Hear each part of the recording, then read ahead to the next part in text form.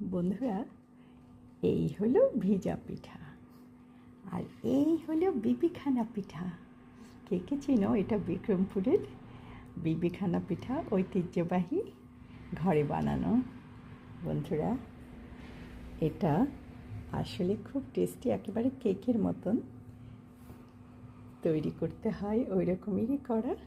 আর এই হলো চিতই পিঠা। এটা সবাই খাচ্ছ এখন, জানি সবার ঘরে ঘরে এখন সবাই খাচ্ছ। আসলে বিবিখানা পিঠা খুব অল্প সংখ্যক মানুষের হয়তো জানা, যারা বিক্রমপুরে তারা হয়তো জানো। এটা কিন্তু একটা ঐতিহ্যবাহী খাবার, যেটা এক এক জায়গার এক এক দৃষ্টিও এক একটা জিনিস থাকে। এটা হলো বিক্রমপুরের। এটা কিভাবে করে?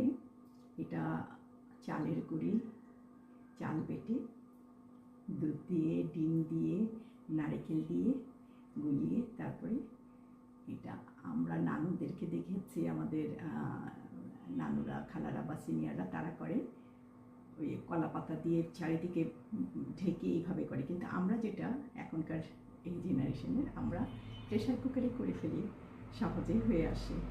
তারপরে মানুষ আরও বিভিন্ন কিছু দিয়েও করে হয়তো, যে যতটা করে।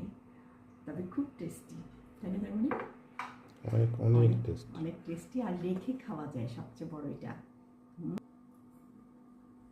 এটা বেশ টেস্টি, এটা রেখে খাওয়া যায়, কয়েকদিন রেখে ঘরের মধ্যে খাওয়া যায়। দেখো পিস পিস করে এভাবে কেটে দিলে দেখতেও সুন্দর, এবং রেখে খাওয়া যায়। কি বলা যায়? মানে খেতে মজা না? অনেক অনেক মজা। খুবই ভালো লাগার একটা জিনিস আজকে তোমাদের সাথে শেয়ার করলাম। বন্ধুরা, তোমরা আছো আমাদের সাথে। আর ভিজা পিঠা তো সবাই খাও, সেটা জানো, কিন্তু এটা আলাদা একটা পিঠা। অনেকে জানো, তারপরেও বললাম, যারা না জানো হয়তো তাদের জানা হলো কিভাবে করে। মোটামুটি এতটুকুন তোমাদের সাথে শেয়ার করলাম, শুধু বন্ধুদের জন্য, তোমাদের জন্য। তোমাদেরকে ফেল খাই না।